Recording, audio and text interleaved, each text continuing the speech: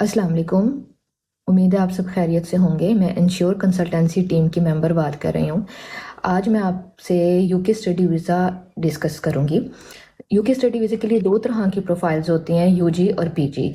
UG for undergraduate and PG means postgraduate. सबसे पहले हम इनकी एकेडमिक रिक्वायरमेंट्स डिस्कस करेंगे।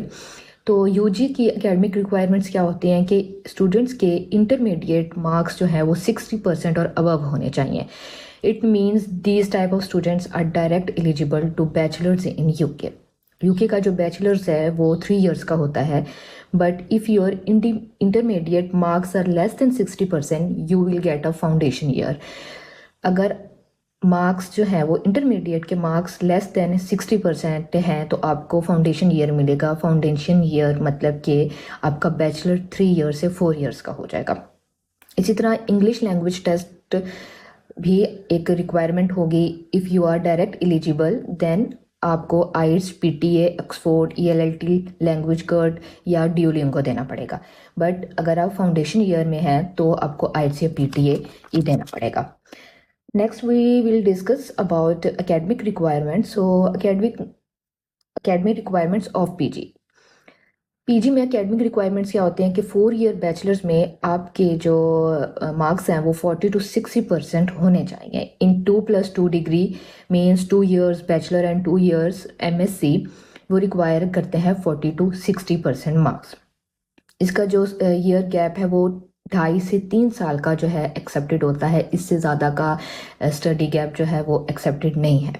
फ्रेशली ग्रेजुएट की बात करें तो हम फ्रेशली ग्रेजुएट जो है वो एलिजिबल होते हैं for MOI. MOI is basically this is a certificate issued by your university which states that your entire degree was taught in English language. यानी कि ये यूनिवर्सिटी आपको एक सर्टिफिकेट देती है जिसमें बताया गया होता है कि आपकी जो इंटायर डिग्री थी वो आपको इंग्लिश में ही पढ़ाई गई थी।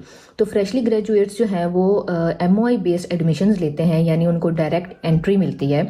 If you have just completed your degree and are applying within 1 to 2 years then an MOI letter is enough in 90% cases. यानी कि आपको फिर आइट्स देने की ज़रूरत नहीं पड़ती।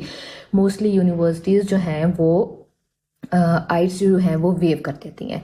स्टडी गैप की बात करें तो if study gap is more than 2 years then English language test is compulsory. अगर 2 साल से ज़्यादा आपको आपके स्टडी गैप को हो गए हैं तो आपको इंग्लिश लैंग्वेज टेस्ट देना पड़ेगा।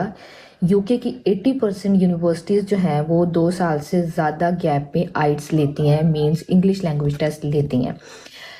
3 to 4 years तक भी एमओआई ले लेती हैं, लेकिन अगर आप जॉब कर रहे थे और आपकी जॉब भी इंग्लिश बेस्ड थी, लेकिन 5+ years हैं तो आपका जो इंग्लिश लैंग्वेज टेस्ट है वो कंपलसरी हो जाता है। फॉर मास्टर्स की बात करें, for masters study gap of 10 years is accepted for masters in UK universities. तो इसके अलावा मैं अगर आपको बताती चलूँ कि इसमें डॉक्यूमेंट्स कौन कौन से रिक्वायर होते हैं, तो यूजी और पीजी के लिए सेम डॉक्यूमेंट्स रिक्वायर होते हैं, जिसमें आ जाता है valid CNIC, updated passport, updated CV, educational documents जिसमें आपकी डिग्रीज और ट्रांसक्रिप्ट जो है वो मस्ट है। वर्किंग एक्सपीरियंस आपका चाहिए होता है। अगर आपका स्टडी गैप था तो उसमें आपने जॉब्स किए हैं या आपका कोई वर्किंग एक्सपीरियंस है तो उसका एक सर्टिफिकेट भी चाहिए होता है। एमओआई और English test. You will get a visa in 15 to 20 days if you have all these documents. Next मैं आपको इसके एप्लीकेशन बताती हूँ कि इसका प्रोसेस क्या है, इसका प्रोसीजर क्या है। Apply with these complete documents and within 24 hours UK will give you unconditional offer letter. Unconditional offer letter अब क्या होता है, वो होता है कि आपको university unconditional offer letter provide करती है, यानी कि आपकी तमाम कंडीशंस पूरी हो चुकी हैं और ये एक फाइनल लेटर होता है फ्रॉम यूनिवर्सिटीज़ कि अब आपकी कोई भी रिक्वायरमेंट्स मज़ीद नहीं है। उसमें आपकी कुछ रिक्वायरमेंट्स होती हैं जिसमें क्या होता है कि आपको जैसे ही अनकंडीशनल ऑफर लेटर रिसीव हो जाता है तो आप यूनिवर्सिटी इंटरव्यू देंगे, इनिशियल डिपॉजिट करेंगे यानी यूनिवर्सिटी की फ़ीस पे करेंगे, मैच्योर बैंक स्टेटमेंट आप उनको देंगे और टीबी टेस्ट आपका होगा। After completing requirements you can apply for CAS. CAS is a confirmation of acceptance of study. CAS जो है वो वैलिड होता है सिर्फ 6 months के लिए, यानी कि आपको अगर कैश प्रोवाइड हो गया है तो आपने विद इन 6 मंथ्स अपना वीज़ा अप्लाई करना है, क्योंकि वैलिडिटी कैश की सिर्फ 6 मंथ है। कैश कोई सर्टिफिकेट नहीं होता या कोई पेपर नहीं होता, it is a 14 digit reference number. University emails you which include your cash number and your all details. After completing requirement आपको कैश मिलेगा। आफ्टर कैश जब आपको मिल जाएगा तो आप जो है वो क्या करेंगे, वीज़ा फाइल करेंगे, ठीक है। उसके बाद आपका स्टार्ट हो जाएगा वीज़ा फाइलिंग प्रोसेस। और वीज़ा फाइलिंग प्रोसेस जो है वो लास्ट और फाइनल प्रोसेस होता है, जिसमें आपको क्या चाहिए होता है, अपॉइंटमेंट लेटर आपको चाहिए होता है, आपको मेंटेनेंस लेटर चाहिए होता है, अकाउंट मेंटेनेंस लेटर चाहिए होता है, वीज़ा की फ़ी पे करेंगे आप, कैश रिक्वायरमेंट्स पूरी करेंगे, एजुकेशनल डॉक्यूमेंट्स आप देंगे जिसमें आपका ट्रांसक्रिप्ट और डिग्रीज कंपलसरी होंगी, आप टीवी टेस्ट देंगे और आपकी bank statement is most compulsory. After getting all this documents embassy will offer you a visa. अभी इसमें 70 पॉइंट्स होते हैं, आपको वो 70 पॉइंट्स कंप्लीट करने होते हैं। अगर आप वो 70 पॉइंट्स कंप्लीट कर देते हैं तो if you meet 70 points then you will got a visa without any embassy interview.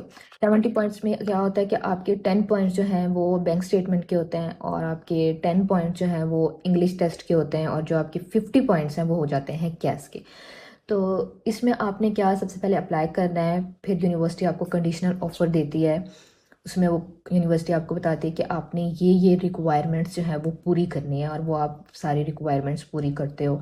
Then university आपको अनकंडीशनल ऑफ़र लेटर भेजती है जिसमें वो आपको बताती है कि आपको एडमिशन दे दिया गया है। देन आप डिपॉजिट पे करते हो, यानी यूनिवर्सिटी की फ़ी पे करते हो, इनिशियल डिपॉजिट करते हो, यूनिवर्सिटी का इंटरव्यू देते हो, मैच्योर बैंक स्टेटमेंट देते हो। डिपॉजिट पे करने के बाद आपको कैश देते हैं, कैश के बाद फाइनली आप वीज़ा अप्लाई कर सकते हो। अगर तो आप ये सारा प्रोसीजर बिल्कुल as it is without any mistake करते हैं तो आपको जो वीज़ा है वो 15 to 20 डेज़ में इजीली मिल जाएगा।